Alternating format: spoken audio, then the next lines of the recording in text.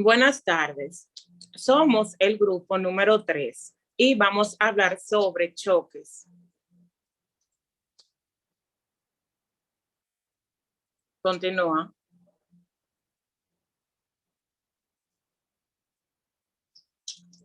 Soy Selena Nicole y voy a hablar sobre la evolución en la comprensión del choque. Generalidades. El choque es la incapacidad para cubrir las necesidades metabólicas de la célula y la consecuencia de esto. La lesión celular inicial es reversible, pero la lesión se vuelve irreversible si la hipoperfusión hística se prolonga o es lo bastante grave para que ya no sea posible la comprensión a nivel celular. La evolución del conocimiento del choque y los procesos patológicos que conducen tuvieron sus mayores avances en el siglo XX. La estrategia general para el tratamiento de estos pacientes ha sido empírica.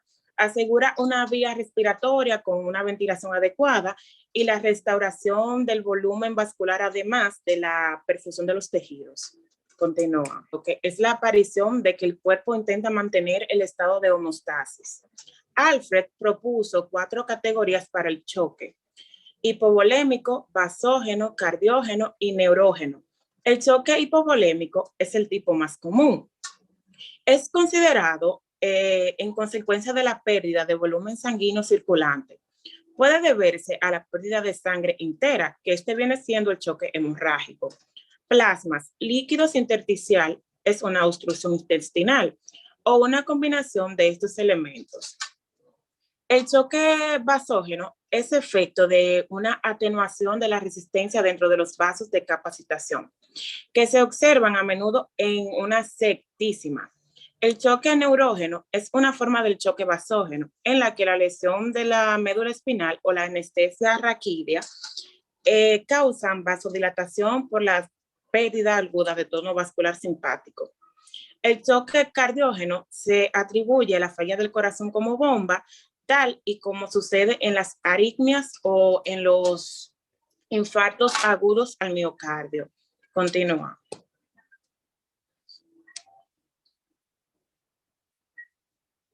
En la práctica clínica reciente se describen 6 tipos de choque.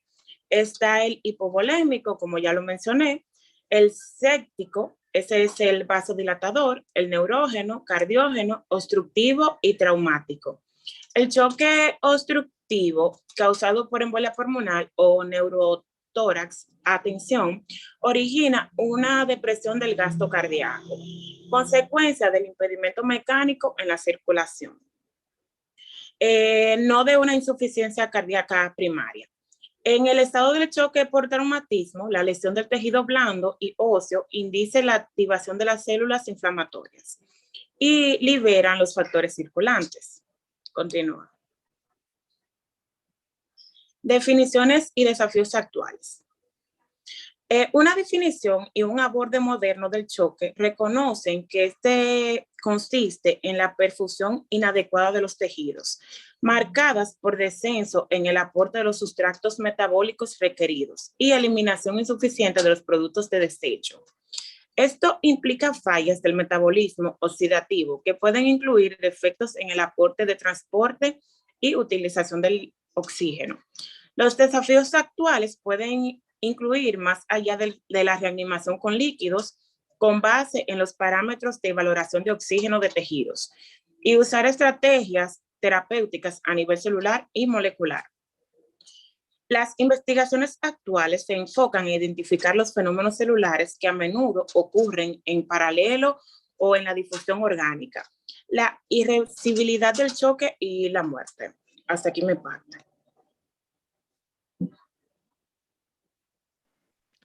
Buenas tardes, mi nombre es Gabriela Barbeito y les voy a hablar de la fisiopatología del choque.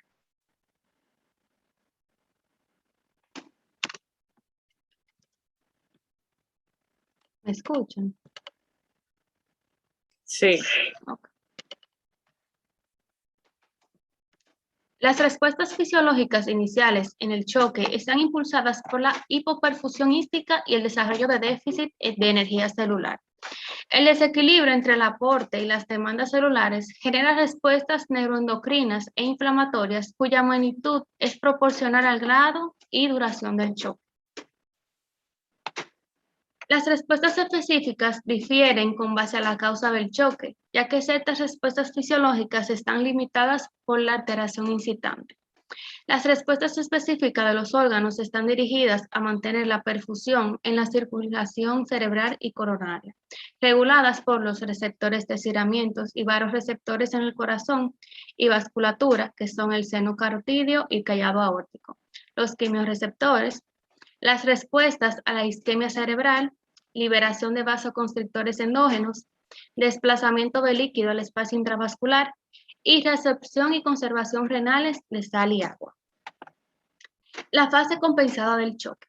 En esta fase, el cuerpo trata de compensar la pérdida, generando una respuesta neuroendocrina para mantener el estado hemodinámico. Estos mecanismos compensadores intentan preservar la función de órganos vitales de tal forma que pueda corregirse la causa desencadenante. En la fase de descompensación del choque, los mecanismos de compensación se ven sobrepasados. Se entra en una segunda fase en la que ya se aprecia disminución del flujo a órganos vitales e hipotensión, que clínicamente se traduce en deterioro del estado neurológico, pulsos periféricos débiles o ausentes y ocasionalmente pueden aparecer arritmias y cambios isquémicos en el electrocardiograma. En esta fase, los signos de hipoperfusión periférica se hacen más evidentes. La diuresis disminuye aún más y la acidosis metabólica progresa. De no corregirse rápidamente el shock, se acompaña de una elevada morbilidad y mortalidad. Si no se tratan los efectos a nivel celular, conducen al compromiso de la función a nivel del sistema orgánico, lo que genera el círculo vicioso del choque. Sin importar la etiología o la hipoperfusión ística y el choque producen un ciclo que se autoalimenta, que exacerba la lesión celular y la disfunción de los tejidos. La fase irreversible del choque. Si el shock no se corrige, las posibilidades de que sobreviva el paciente se reducen drásticamente.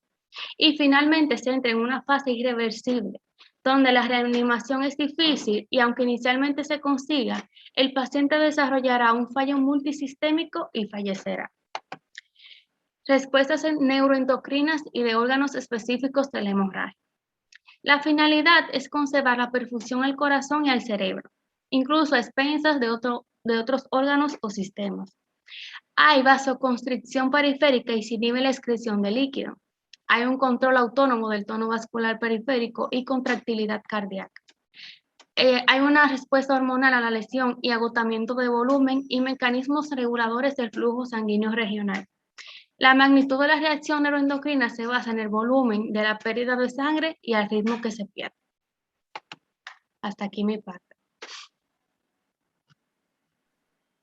Buenas, mi nombre es Joanna Hiraldo y yo le voy a hablar sobre las formas de choques.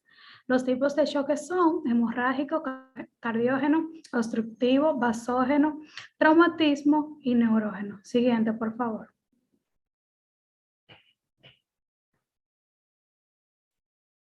Choque hipovolémico o hemorrágico.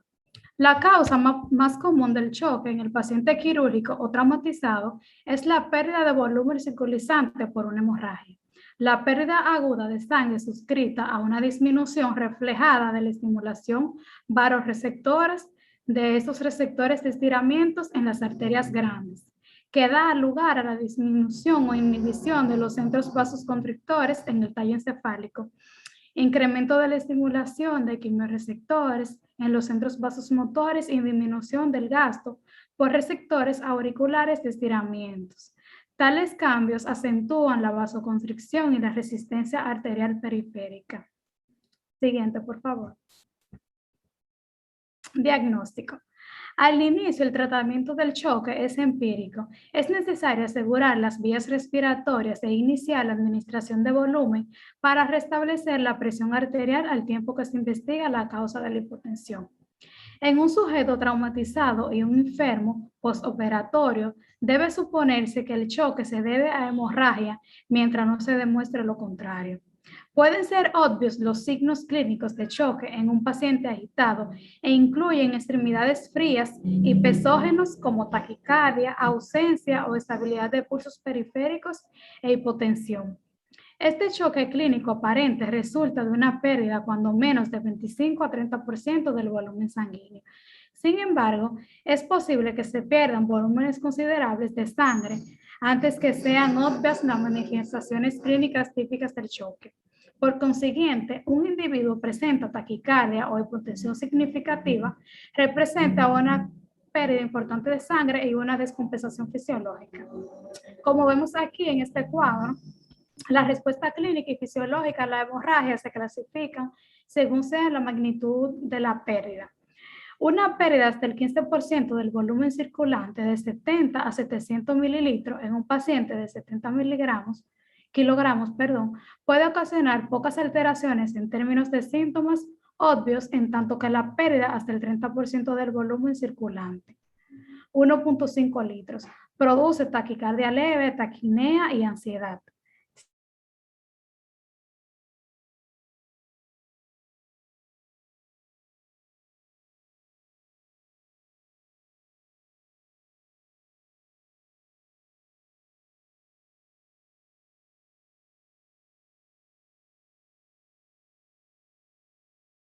En la valoración diagnóstica para identificar el origen.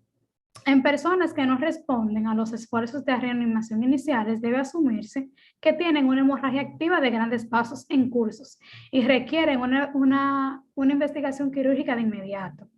Con base en la bibliografía sobre traumatología, los pacientes con hemorragias continuas tienen mayor supervivencia si el tiempo concurrido entre la lesión y el control de la hemorragia es menor.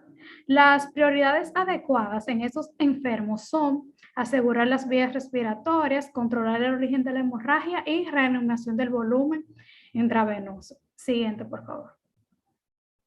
Está el estado de choque o traumatismo, que son las reacciones sistémicas después de un traumatismo que combinan los efectos de lesión de tejidos blandos, fracturas de huesos largos y pérdida de sangre.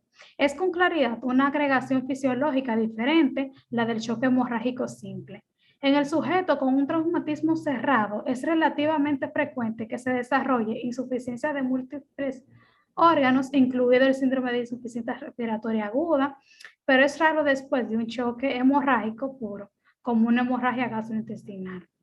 Y en el tratamiento del estado de choque por traumatismo se dirige a corregir los elementos individuales para atenuar la cascada de investigación proinflamatoria e incluye control rápido de la hemorragia, reanimación aguda de volumen para corregir el déficit de oxígeno, desbridamiento de tejido no viable, estabilización de lesiones óseas y tratamientos apropiados del daño de tejido blando. Siguiente, por favor. Y por último está el choque séptico o vasodilatador, que en la circulación periférica la vasoconstricción profunda es la respuesta fisiológica típica a la disminución de la presión arterial y la perfusión ística secundaria a hemorragia o hipovolémica o insuficiencia cardíaca aguda. Esta no es la respuesta característica en el choque por vasodilatación. Es el resultado de la disminución del endotelio y la vascularidad secundaria a mediadores y células inflamatorias circulantes o como respuesta a la hipoperfusión profunda y grave. En el choque vasodilatador, la hipotensión resulta de la falta de contracción a la propia del músculo liso vascular. El choque vasodilatador representa por vasodilatación periférica con hipotensión resultante a la resistencia al tratamiento con vasopresores.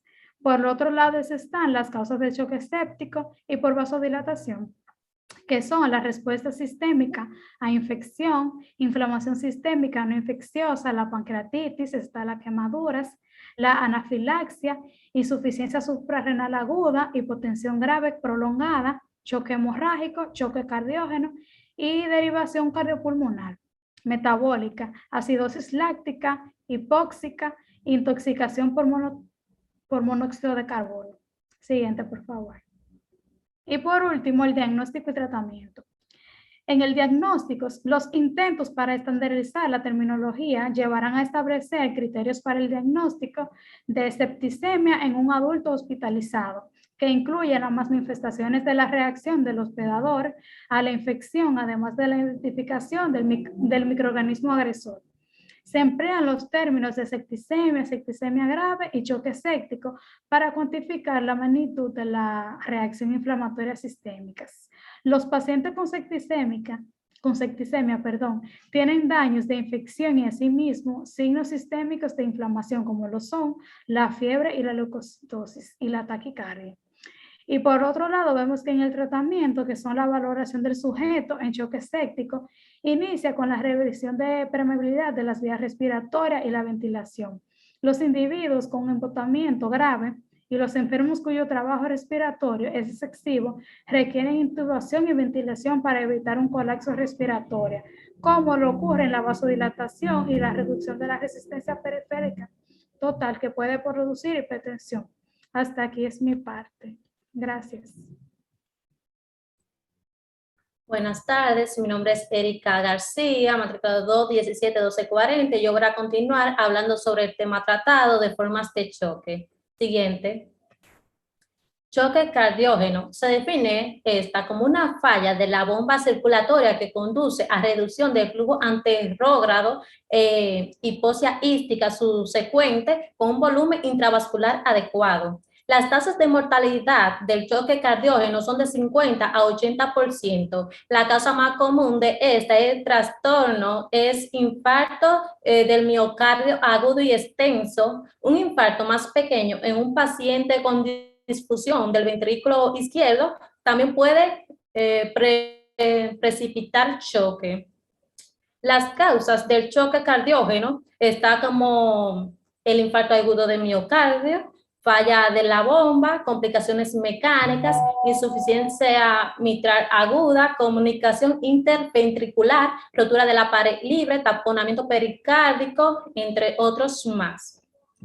En la valoración de posible choque cardiógeno, es preciso excluir otras causas de hipotensión, entre ellas hemorragia, septicemia, embolia pulmonar y disección aórtica. Los signos de choque circulatorio comprenden hipotensión, piel fría y marmoria, dispersión del estado mental, taquicardia y disminución de los pulsos. La exploración cardíaca puede incluir arritmias, levantamiento precordial o tonos cardíacos distantes. Otras pruebas diagnósticas útiles incluyen radiografía de tórax, gases en sangre arterial, electrolitos, biometría hemática y enzimas cardíacas. Una vez que se asegura la permeabilidad de la vía respiratoria y que la ventilación es adecuada, se dirige la atención al apoyo de la circulación. Con frecuencia es necesaria la intubación y ventilación mecánica, tan solo para disminuir el trabajo ventilatorio y facilitar la sedación del paciente. Es esencial excluir también rápidamente hipovolemia y establecer la presencia de disfunción cardíaca. El tratamiento de esta comprende conservar la oxigenación adecuada para asegurar el aporte apropiado de oxígeno al miocardio y la administración razonable de líquidos para evitar la sobrecarga de estos y el desarrollo de edema pulmonar cardiógeno. El dolor se trata con sulfato de morfina o fentanilo intravenosos. Las arritmias de consideración y el bloqueo cardíaco deben tratarse con medicamentos antirrítmicos o marcapasos. Siguiente. Choque obstructivo. A pesar de que el choque obstructivo se origina en varias causas diferentes que provocan obstrucción de retorno venoso en pacientes traumatizados por lo regular, la obstrucción se debe a la presencia de neumotórax tensión. Atención, se identifica taponamiento cardíaco cuando se acumula suficiente líquido en el saco pericárdico para obstruir el flujo sanguíneo a los ventrículos. El pericardio no se distiende de manera aguda. En consecuencia, volúmenes pequeños de sangre pueden causar taponamiento cardíaco. Con el taponamiento cardíaco o el neumotórax, atención, el llenado reducido del lado derecho del corazón por elevación de la presión intrapleural secundaria o la acumulación de aire o el aumento de la presión intrapericárdica que impide el llenado auricular secundario a la acumulación de sangre, tienen como resultado disminución del gasto cardíaco junto con un aumento de la presión venosa central. Las causas de esta es taponamiento pericárdico, embolia pulmonar, neumotórax a tensión, trombosis venosa profunda, neoplasia, aumento de presión intratorácica, exceso de presión positiva al final de la expiración. Son suficientes 3 datos para establecer el diagnóstico de neumotórax a tensión, como es insuficiencia respiratoria o hipotensión, disminución de los ruidos pulmonares e hipertimpanismo a la percusión. El tratamiento definido de neumotórax a tensión es una toracostomía con sonda inmediata. La sonda torácica debe insertarse a la brevedad, pero con cuidado y ser bastante grande para evacuar cualquier cantidad de sangre que pueda haber en el espacio pleural. La ubicación más recomendada es el cuarto espacio intercostal. Siguiente. Choque neurógeno. Este se refiere a una disminución en la perfusión ística como efecto de la pérdida del tono vasomotor en lechos arteriales periféricos. La pérdida de impulso vasoconstrictores causa incremento de la capacitancia vascular, disminución del retorno venoso y del gasto cardíaco. Por lo general, el choque neurógeno es secundario a lesiones de la médula espinal por fracturas de los cuerpos vertebrales de la región cervical o torácica alta que alteran la regulación simpática del tono vascular periférico. La lesión aguda de la médula espinal da lugar a la activación de múltiples mecanismos de lesión secundaria, como es alteración vascular de la médula espinal con pérdida de la autorregulación, vasoespasmos y trombosis, pérdida de la integridad de la membrana celular y deterioro del metabolismo energético. Y por último, acumulación de neurotransmisores y liberación radicales libres. La causa de estos es traumatismo de médula espinal, neoplasia, anestesia espinal epidural. La descripción típica del choque neurógeno incluye disminución de la presión arterial, acompañada de bradicardia, extremidades calientes, déficit motores y sensoriales que indican una lesión en la médula espinal y prueba radiológica de una fractura de la columna vertebral.